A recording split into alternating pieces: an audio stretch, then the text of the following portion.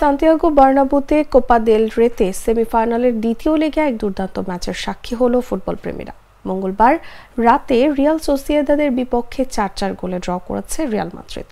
যখন সময় ফুরে আসছিল, যখন রিয়াল মাদ্রিদের স্বপ্ন প্রায় ভেঙে যেতে বসেছিল, তখনই এক ঝলক আশার আলো হয়ে হাজির হলেন আন্তোনিও রুডিগার।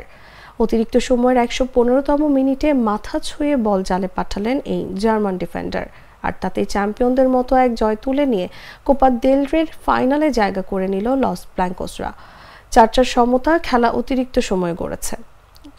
ম্যাচের ভাগ্য কোন দিকে যাবে কেউ জানে না। ঠিক তখনই কর্নার থেকে আসা আর্দা গুলারের ক্রসে দুর্দান্ত হেড করেন রুডিগার।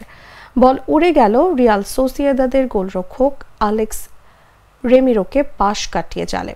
মুহূর্তেই বার্নাব্যুতে উন্মাদনা ছড়িয়ে পড়ে, দর্শকদের গর্জনে কেঁপে ওঠে স্টেডিয়াম। বুধবার রাতে বার্সেলোনা অ্যাটলেটিকো মাদ্রিদের দ্বিতীয় লেগের ম্যাচেই জানা যাবে ফাইনালে কার মুখোমুখি হবে রিয়াল।